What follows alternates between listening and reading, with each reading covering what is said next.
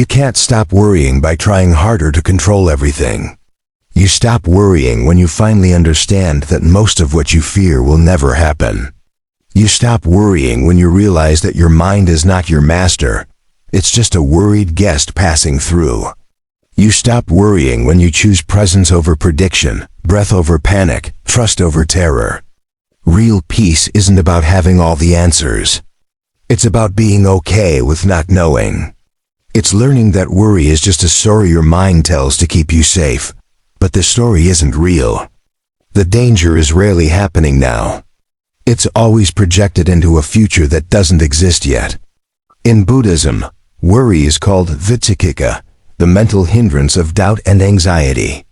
It clouds your vision and separates you from the present moment, the only moment where life actually happens. Because when you're stuck in tomorrow's problems, you miss today's peace. You abandon the one place where you have any power. Here, now, this breath. So today, we're not talking about positive thinking or pretending everything's fine. We're talking about deep spiritual liberation from the prison of worry. These are 10 Buddhist practices to help you release anxiety, return to peace, and finally stop letting fear control your life. 1. Understand that worry is not protection. Your mind believes that if it worries enough, it can prevent disaster. It thinks that anxiety is a form of preparation, that if you imagine every worst-case scenario, somehow you'll be more ready when it happens. But the truth is, worry doesn't prepare you. It exhausts you. The Buddha taught that suffering arises from clinging to what we cannot control. Worry is the ultimate expression of this. You're trying to control the future by mentally rehearsing it over and over. But no amount of rehearsal changes what will happen. The future unfolds according to its own rhythm, not according to your anxiety. Think about all the things you've worried about in your life. How many of them actually happened? And of the ones that did happen, did your worry prevent them? Or did it just steal your peace in the days leading up to them? Worry is not love. It's not care. It's not responsibility. It's a habit. A mental loop that your brain has learned to run because at some point, it convinced you that staying vigilant keeps you safe. But there's a difference between awareness and anxiety. Awareness responds to what is. Anxiety reacts to what might be. When you catch yourself worrying, pause and ask, is this happening right now? Most of the time, the answer is no. The danger is imagined, not real. Your body doesn't know the difference between a real threat and an imagined one, so it floods you with stress hormones. Your heart races, your breath shortens, your muscles tense, all for something that exists only in your mind. Buddhism teaches us to observe our thoughts without becoming them. When worry arises, you don't have to believe it or fight it. You simply recognize it. Ah, there's a worried thought. You see it like a cloud passing across the sky. You don't grab onto it. You don't push it away. You just watch it drift by. This practice is called vipassana, insight meditation. It trains you to see that thoughts are temporary visitors, not permanent truths. The more you practice observing your thoughts, the less power they have over you. You begin to realize that worry is just mental noise, not reality. Here's something powerful. Worry has never once changed an outcome. But it has stolen countless hours of peace. It has robbed you of sleep, joy, presence, and connection. It has kept you locked in fear while life was waiting to be lived. So the first step to stopping worry is understanding what it really is, a false protector. It promises safety, but delivers suffering. When you see this clearly, you can begin to let it go. Not because you're careless, but because you're finally wise enough to know that peace comes from presence, not prediction. 2. Bring your mind back to the present moment. Worry lives in the future. It cannot survive in the present.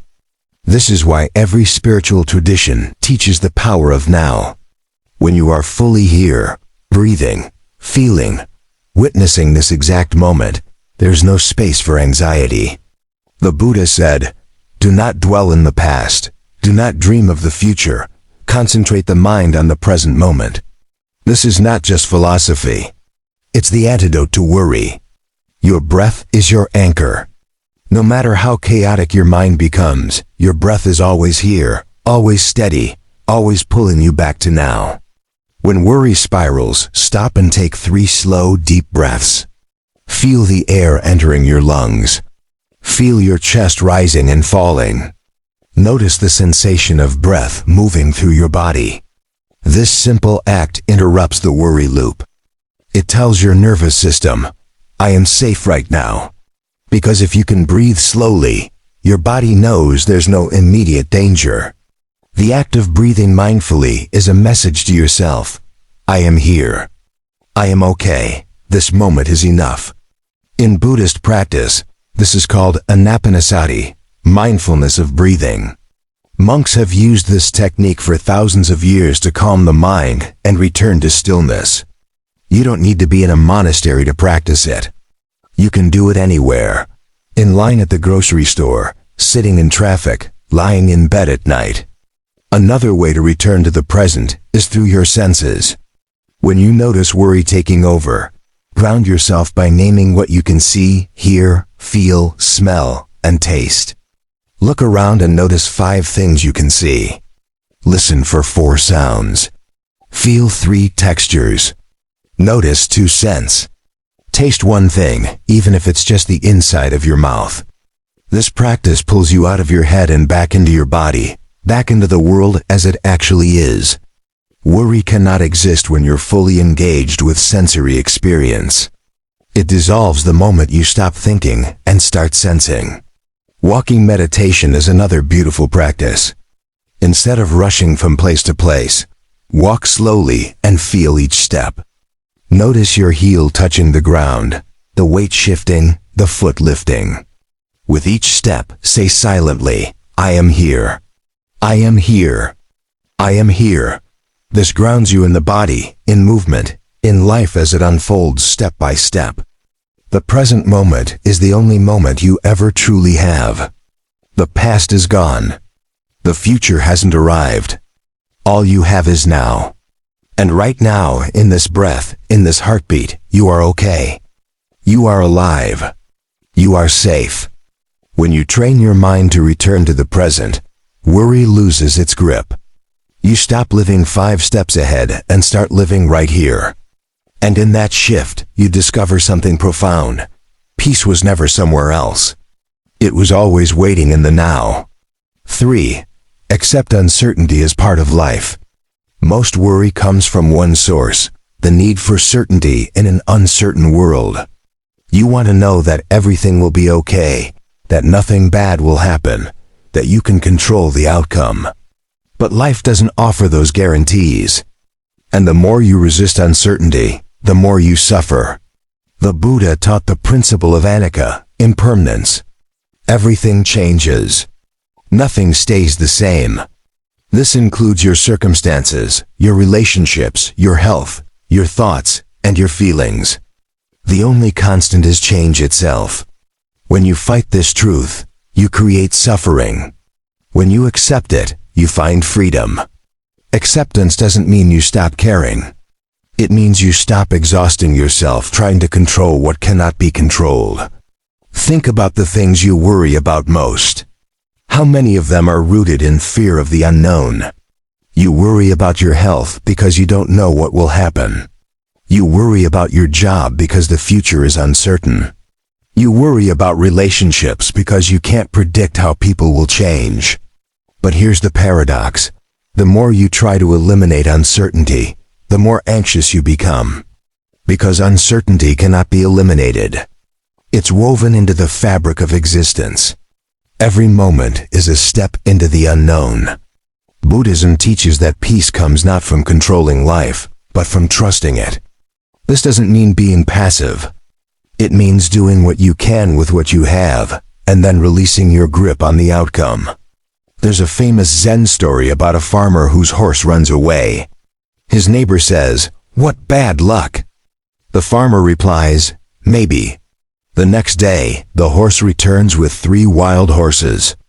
The neighbor says, "What good luck?" The farmer replies, "Maybe." His son tries to tame one of the horses and breaks his leg. "What bad luck?" says the neighbor. "Maybe," says the farmer.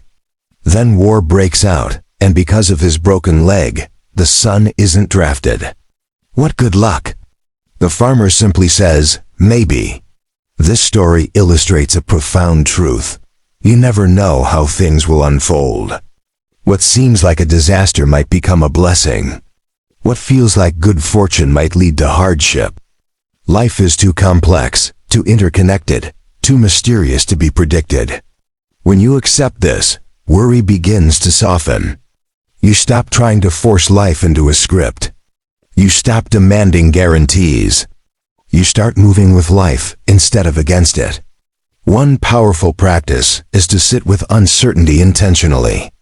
When worry arises about the future, instead of trying to solve it or push it away, simply say, "I don't know what will happen, and that's okay." Feel the discomfort of not knowing. Breathe through it. Notice that even without certainty, you're still here. You're still breathing. You're still okay. Over time, this practice trains your mind to tolerate uncertainty. You become comfortable with not having all the answers. You learn to trust yourself to handle whatever comes, not because you've planned for every possibility, but because you know you're resilient, adaptable, and capable. Uncertainty is not the enemy. Resistance to uncertainty is. When you stop fighting the nature of life, you stop suffering. When you embrace the unknown with open hands, you find a peace that doesn't depend on circumstances. You find a peace that lives within you, steady and unshaken, no matter what tomorrow brings. 4. Release the illusion of control. Worry is rooted in a fundamental misunderstanding, the belief that if you think about something enough, you can control it. But the truth is, you have far less control than you think. And paradoxically, the moment you accept this, you gain real power. In Buddhism, this attachment to control is called upadana, clinging. You cling to outcomes, to plans, to expectations. And when reality doesn't match what you wanted, you suffer. Worry is just another form of clinging. You're trying to hold on to a future that hasn't happened yet. The Buddha taught that there are only a few things you can truly control: your thoughts, your words, and your actions. That's it. You cannot control other people's choices. You cannot control the economy, the weather, or the passage of time. You cannot control illness, accidents, or loss. But you can control how you respond. You can control the quality of your attention. You can control whether you meet the present moment with fear or with courage. When you spend your energy trying to control the uncontrollable, you waste your life. You become like someone standing in a river, desperately trying to hold the water in place. It slips through your fingers no matter how tightly you grasp. Letting go of control doesn't mean giving up. It means focusing your energy where it actually makes a difference. Do what you can. Plan what makes sense. Take wise action. And then release your attachment to the result. There's a Buddhist practice called dana, the practice of giving without expectation. You give freely, knowing you cannot control what happens to your gift. This same principle applies to all of life. You offer your effort, your love, your work, and then you let go. You trust the process. One of the most liberating realizations you can have is this: most of what happens in life will happen whether you worry about it or not. Your worry changes nothing except your own inner peace. So ask yourself, what can I actually control in this situation? Usually, the answer is simpler than you think. You can control your preparation. You can control your attitude. You can control whether you respond with kindness or fear. That's your domain. Everything else belongs to life. When you stop trying to control everything, a weight lifts. You stop carrying the burden of outcomes that were never yours to carry. You stop exhausting yourself with mental gymnastics, trying to predict and prevent every possible problem. This doesn't mean you become careless. It means you become wise. You do your part and trust life to do the rest. You plant seeds with care, but you don't try to control how the tree grows. You water, you nurture, and then you trust. Buddhism calls this vairagya, non-attachment. It's the art of engaging fully with life while holding outcomes lightly. You care deeply, but you don't cling desperately. You love without suffocating. You plan without rigidity. You act without obsessing over results. The irony is, when you release control, things often flow more smoothly. When you stop forcing, life finds its own way. When you stop worrying, you make space for wisdom, intuition, and clarity to guide you. So practice letting go. When worry arises about something beyond your control, place your hand on your heart and say, I release what I cannot control. I trust life to unfold as it should. Feel the tension leave your body. Feel the peace that comes when you finally stop fighting the current and start flowing with it. 5. Challenge your worried thoughts. Not every thought that enters your mind is true. In fact, most worried thoughts are catastrophic distortions, not accurate predictions. They're built on fear, not fact. And if you don't question them, they'll control you. The Buddha taught that suffering comes from wrong understanding. When you believe every worried thought, you're living in delusion. Buddhist practice asks you to investigate your thoughts with wisdom, to see them clearly instead of blindly following them. When a worry arises, pause and ask yourself, is this thought true? Do I know for certain this will happen? Most of the time, the answer is no. You're not predicting the future. You're catastrophizing, imagining the worst possible outcome and treating it as inevitable. Cognitive distortions are patterns of thinking that twist reality. Worry thrives on them. You might engage in fortune-telling, assuming you know what will happen. Or catastrophizing, imagining disaster. Or mind-reading, assuming you know what others think. These are not truths. They're mental habits. Buddhism teaches us to examine thoughts the way a jeweler examines a stone. Look at it from every angle. Question its validity. Ask, what evidence do I have that this thought is true? What evidence do I have that it's not? Often, you'll find that your worry is based on very little actual evidence. Another powerful question is, what's the worst that could actually happen? When you follow this thread honestly, you often realize that even the worst-case scenario is something you could handle. You're stronger than your worry gives you credit for. Then ask, what's the best that could happen? And finally, what's most likely to happen? This exercise brings balance. It reminds you that your worried mind always gravitates toward disaster, but reality is usually far more neutral. In Buddhist philosophy, this practice is part of samadhi, right view. It's about seeing things as they actually are, not as fear paints them. When you shine the light of awareness on a worried thought, it often crumbles. You realize it was just smoke, no substance. You can also practice talking back to your worry.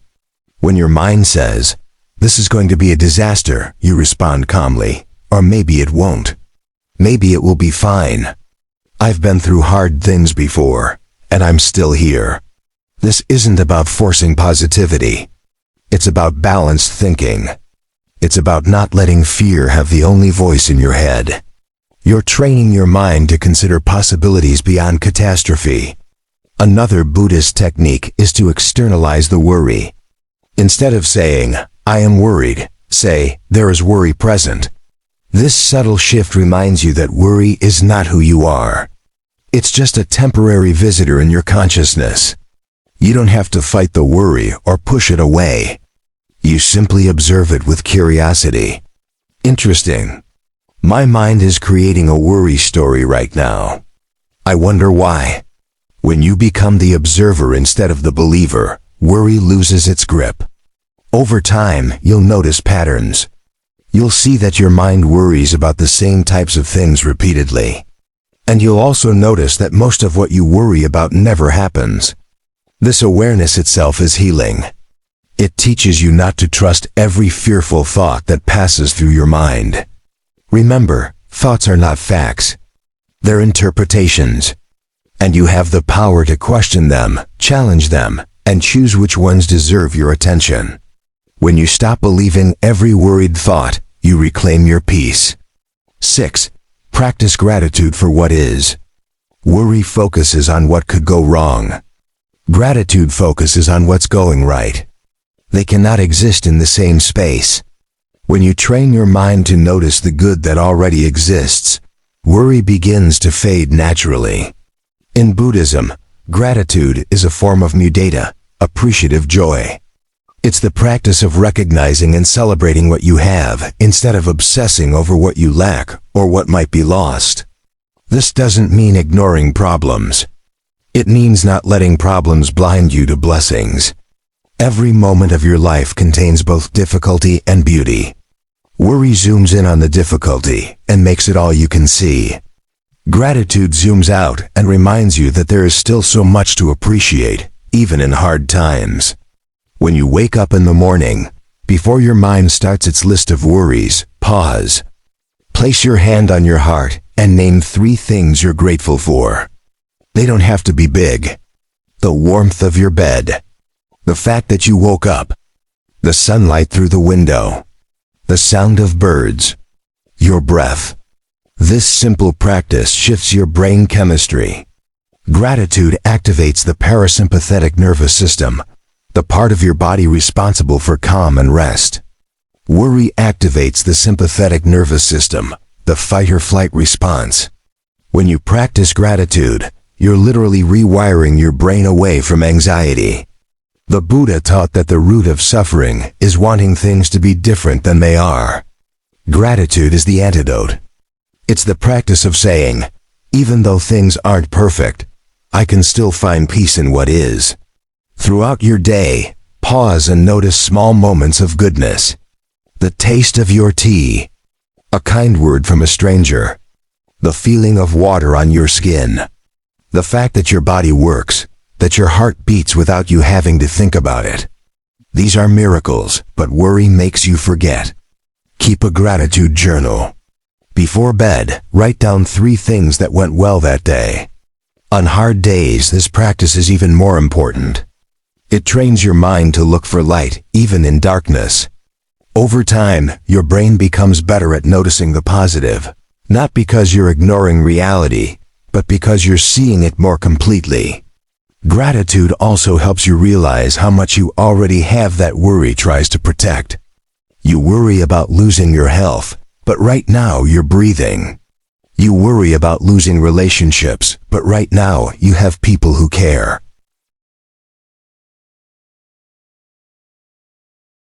You worry about the future, but right now you're alive. In Buddhism, there's a practice called reflection on the 5 subjects for frequent recollection. One of them is, I am of the nature to grow old. I am of the nature to sicken. I am of the nature to die.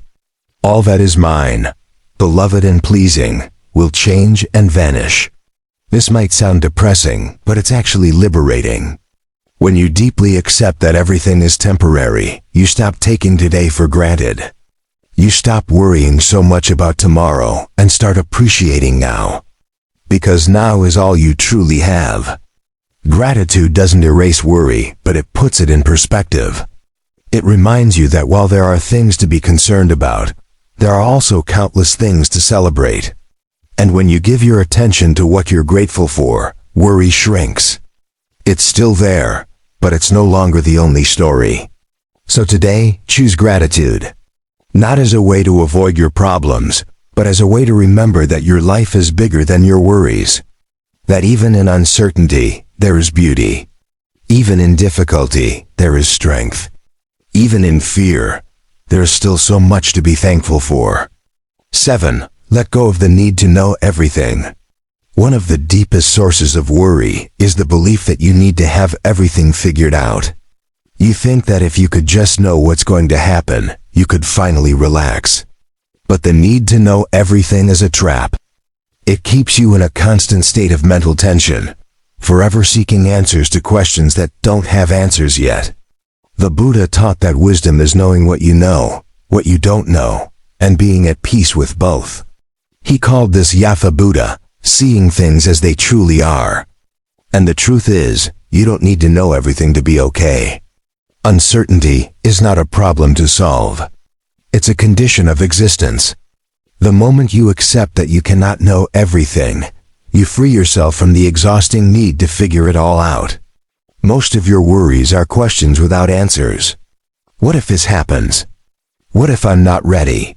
What if I make the wrong choice? These questions loop endlessly because they're about the future, and the future is unknowable.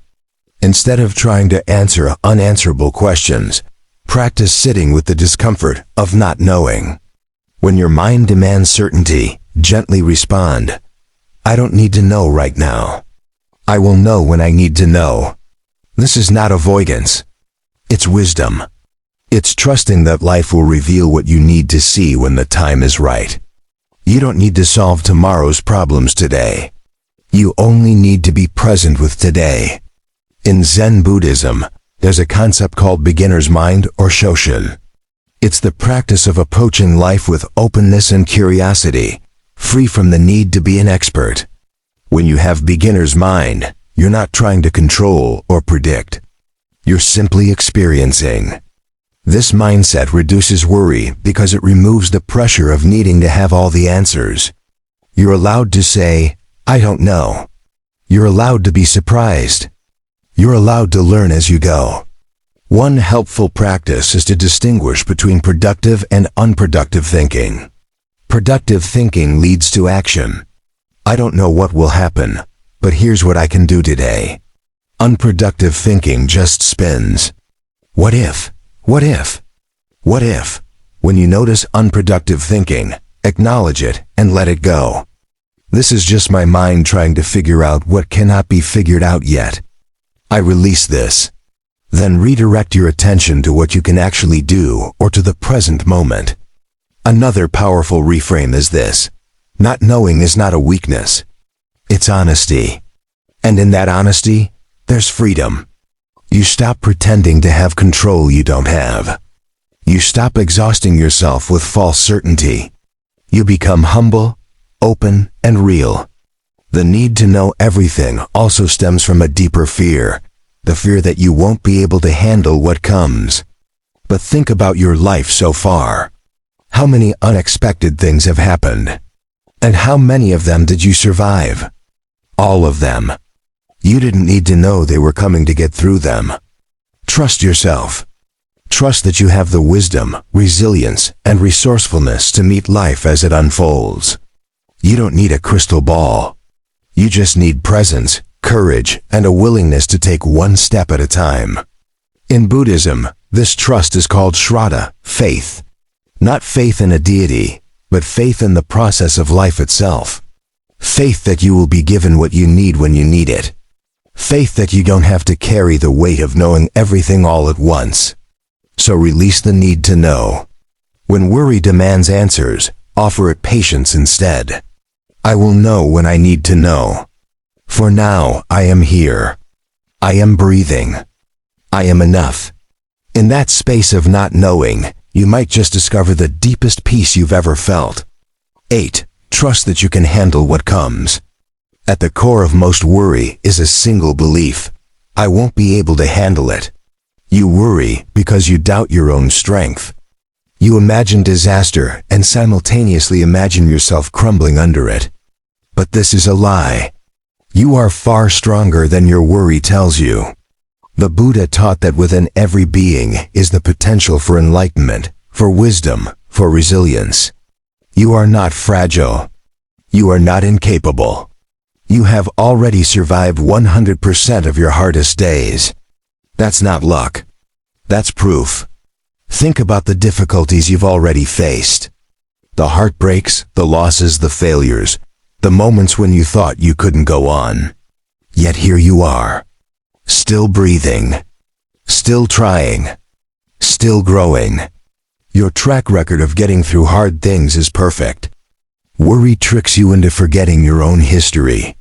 It makes you focus on hypothetical disasters and ignore actual evidence of your resilience. But the truth is, you've been tested before. And you've passed. Not because everything turned out perfectly, but because you kept going.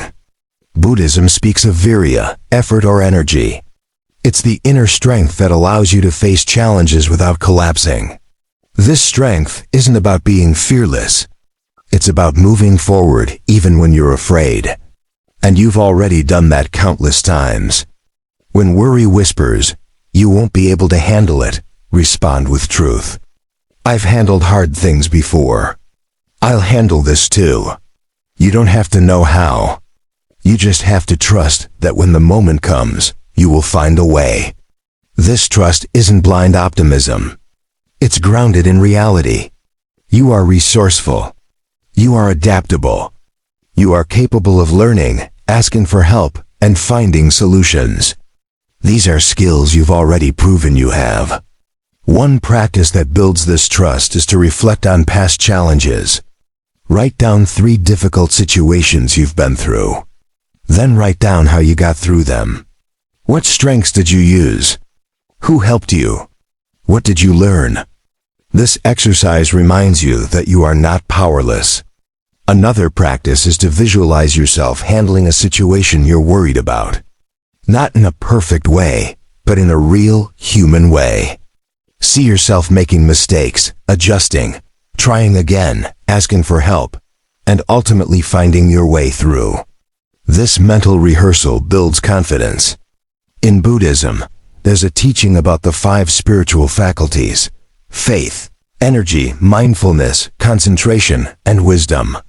These faculties are always within you. They've carried you through every challenge so far. They won't abandon you in the future. It's also important to remember that handling something doesn't mean it won't be hard.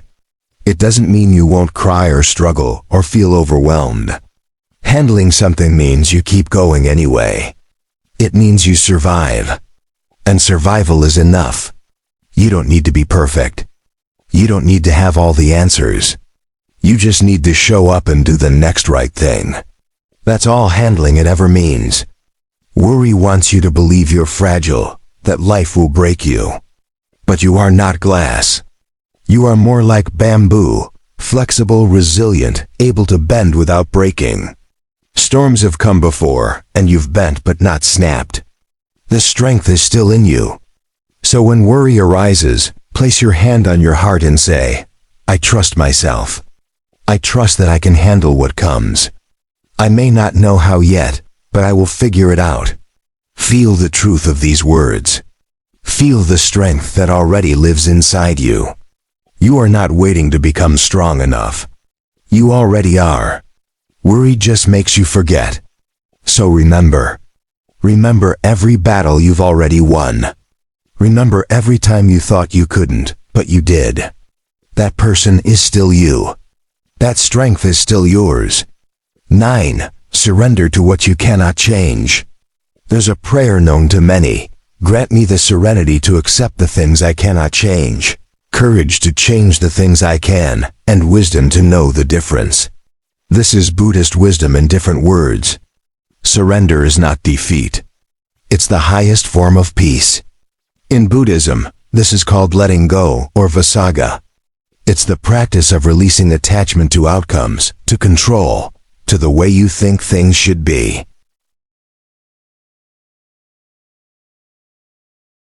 When you surrender what you cannot change, you stop exhausting yourself fighting reality. Most of your worry is about things you cannot control. You cannot control other people's choices. You cannot control the past. You cannot control whether someone loves you, whether you get the job, whether your health stays perfect. These are beyond your domain. But you can control your response. You can control whether you waste your energy resisting, or whether you use that energy to adapt, to grow, to find peace within the chaos. Surrender doesn't mean giving up. It means giving in to reality. It means saying, this is what is, and I accept it. Not because you like it, but because fighting it only creates more suffering. The Buddha taught that the root of suffering is tanha, craving or thirst. We suffer when we want things to be different than they are. We suffer when we cling to how we think life should unfold. Surrender releases that clinging.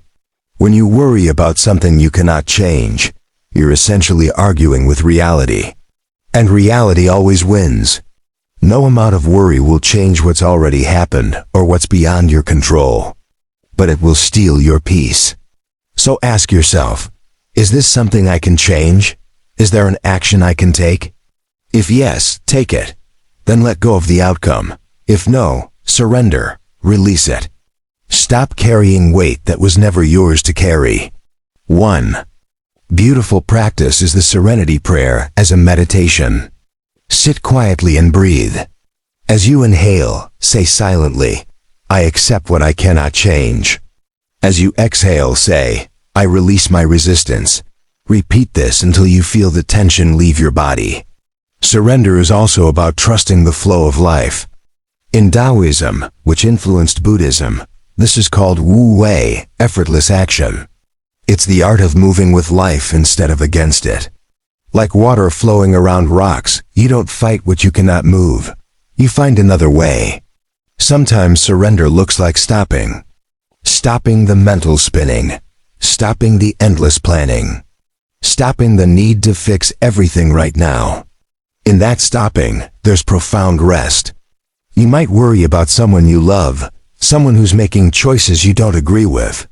You cannot change them. You can share your concern, offer support, but ultimately, their path is theirs. Surrendering this doesn't mean you stop caring. It means you stop suffering over what you cannot control.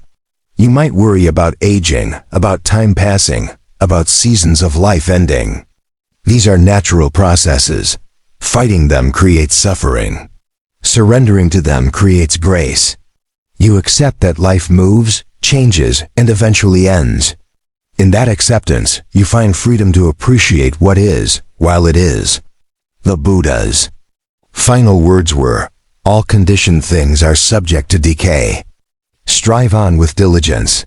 He acknowledged impermanence and encouraged effort, not resistance. Do what you can, then let go. When you surrender, you're not being passive, you're being wise. You're choosing where to place your energy. You're saying, I will not waste my life fighting battles that cannot be won. I will focus on what I can actually influence. This brings immense relief. The burden lifts. Your shoulders relax. Your breath deepens. You realize you've been carrying a weight that was crushing you, and it wasn't even yours to carry. So practice surrender. When worry arises about something beyond your control, place your palms up in a gesture of release. Say out loud or silently, I surrender this. I cannot control it, and I release it. Feel what it's like to stop fighting. Feel the peace that comes when you finally let go. 10. Remember that this too shall pass. Everything is temporary. This is the fundamental teaching of Buddhism. Your worry, your fear, your circumstances, they will not last forever. Nothing does. And in this truth, there is tremendous peace. The Buddha taught anicca, impermanence. Everything that arises will also cease. Your pain is not permanent. Your fear is not permanent. This difficult chapter is not the whole story. It's just one page, and you will turn it. When you're in the middle of worry, it feels endless. Your mind convinces you that this is how things will always be. But think back to worries you had a year ago, 5 years ago, 10 years ago. Where are they now? Most have faded. Some resolved themselves. Others turned out to be nothing. Time proved that they were not as permanent as they felt. This moment, this worry, this fear, it too shall pass. Not because you forced it to, but because change is the nature of existence. The storm always ends. The night always gives way to dawn. This is the rhythm of life. In Buddhism, understanding impermanence is not depressing. It's liberating. It means that no matter how stuck you feel right now, movement is inevitable. Life will shift. New circumstances will arise. You will not be frozen in this moment forever. When worry feels overwhelming, remind yourself, this is temporary. I am passing through this. It will not last forever. These words are not just comfort, they're truth. There's a Buddhist story of a king who asked his wise advisors to give him something that would make him happy when he was sad and humble when he was proud. They gave him a ring inscribed with the words, "This too shall pass." When he felt despair, the ring reminded him that sorrow would not last. When he felt invincible, it reminded him that glory would also fade. This wisdom applies to everything. Your worry is not a permanent state, it's a wave. It rises, it peaks, and it falls. If you can ride it without drowning, it will pass, and calm will return. One practice to anchor this truth is to reflect on the cycles of nature. The seasons change. Flowers bloom and die. The moon waxes and wanes. Nothing in nature stays the same. You are part of nature, and you too are subject to these rhythms. When you're in a period of intense worry, it can feel like you've forgotten what peace feels like. But peace hasn't disappeared. It's just hidden beneath the clouds. The sky is still there. The clouds will move. Worry often tricks you into believing that if you let go, something terrible will happen. But the truth is, holding on to worry doesn't prevent anything. It just prolongs your suffering. When you remember that this too shall pass, you give yourself permission to breathe through it instead of drowning in it. This teaching also helps you appreciate the good moments. If pain is temporary, so is joy. This doesn't make joy less valuable. It makes it more precious. When you're experiencing peace, savor it. When you're experiencing worry, remember it won't last. In meditation, teachers often say, "This too." When a difficult emotion arises, you acknowledge it. This too is part of life. This too will pass. You don't reject it. You don't cling to it. You simply witness it moving through you like weather moving through the sky.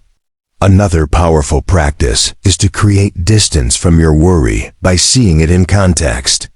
Imagine yourself 1 year from now, looking back on this moment. Will this worry still matter? Will you even remember it? Often, what feels enormous today becomes a footnote tomorrow. Time has a way of showing us what truly matters and what was just noise. When you feel trapped in worry, remember every storm you've weathered. Remember every fear that eventually dissolved. Remember every night that felt endless but gave way to morning. You have survived every difficult moment of your life so far. This one will be no different. The Buddha's final teaching before his death was about impermanence. He told his disciples not to grieve endlessly because all things pass. He encouraged them to continue practicing, to keep walking the path, knowing that change is the only constant. This same wisdom applies to your worries. They are visitors, not residents. They come, they stay for a while, and they go. Your job is not to fight them or cling to them. Your job is to remain steady, like a mountain watching clouds drift by. When you truly understand that this too shall pass, worry loses its urgency. You stop treating every anxious thought like an emergency. You stop believing that this feeling will last forever. You develop patience with your own process, knowing that just as winter gives way to spring, your worry will give way to peace. Here's a practice to anchor this truth. When worry feels overwhelming, close your eyes and visualize yourself 6 months from now, 1 year from now, 5 years from now. See yourself looking back at this moment. Notice how small it seems from that distance. Notice how you survived it. Notice how life continued to move forward, carrying you with it. This perspective doesn't minimize your current pain, but it reminds you that you are not stuck. You are in motion. Life is in motion. Everything is always moving toward the next moment, the next breath, the next chapter. And in that movement, there is hope. So when worry grips you, breathe and whisper to yourself, "This too shall pass. This is temporary. I am moving through this, not trapped in it. Feel the truth of these words settle into your bones. Feel the relief that comes when you stop believing that this moment defines your entire existence. Because it doesn't. This is just one moment in a vast ocean of moments. And like all waves, this one will rise, crest, and return to the sea. You will find your calm again. You always do.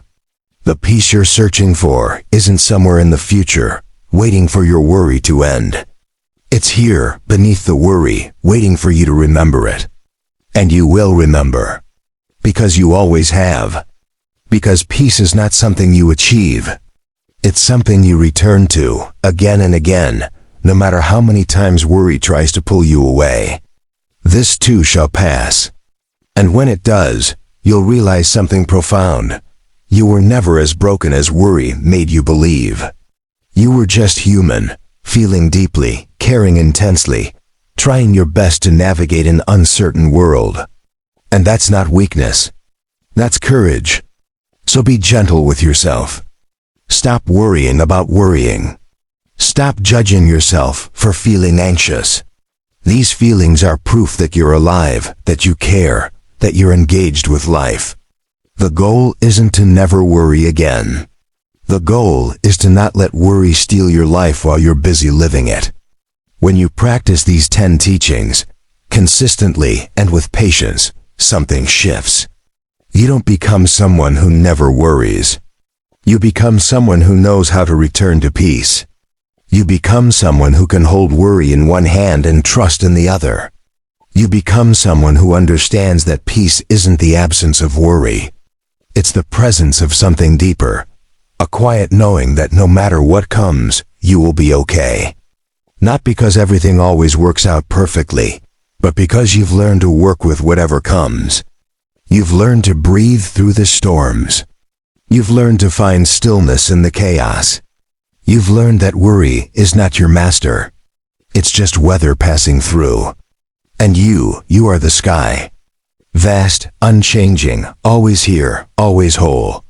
The Buddha said, "The mind is everything. What you think, you become." So choose your thoughts wisely. When worry whispers that disaster is coming, whisper back, "Maybe, and maybe not. But right now in this breath, I am okay." When anxiety screams that you won't survive, respond with calm truth. "I've survived everything so far. I'll survive this too." When fear tells you that you need to figure everything out right now, smile gently and say, "I don't need to know everything.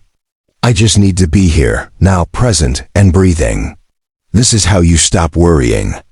Not by fighting it. Not by running from it. But by meeting it with awareness, compassion, and the unshakable truth that you are stronger than any thought that passes through your mind. You are not your worry. You are the awareness that watches the worry. You are not the storm. You are the mountain that remains standing long after the storm has passed. So breathe. Let go. Trust the process. Trust yourself. Trust life. And remember, every single moment is a new beginning. Every breath is a chance to choose peace over panic. Every heartbeat is a reminder that you are alive, you are here, and you are enough. Stop worrying about tomorrow. Tomorrow will worry about itself. Today, right now, in this precious present moment, choose peace. Choose presence. Choose to trust that everything is unfolding exactly as it should. And in that choice, you'll discover something beautiful. The freedom you've been seeking was never in controlling everything. It was in letting go. The peace you've been chasing was never out there. It was always here, inside you, waiting patiently for you to stop running and finally come home. So come home. Come back to your breath. Come back to this moment. Come back to the truth that beneath all the worry, beneath all the fear, beneath all the noise, there's a stillness that nothing can disturb. That stillness is who you really are. That peace is your true nature. And no amount of worry can take it away. It's always here, always available, always waiting for you to remember. So remember now. Stop worrying. Start living. Start breathing. Start trusting. Because life is not a problem to be solved. It's a mystery to be lived. And you are exactly where you need to be. Doing exactly what you need to do. Learning exactly what you need to learn. So be at peace. Let your shoulders drop. Let your jaw relax. Let your breath slow down. You are safe. You are held. You are loved. And everything is going to be okay. Not because nothing bad will ever happen, but because you now know the secret. You can handle whatever comes. You've always been able to. You just forgot for a while. But now you remember. And in that remembering, you are free.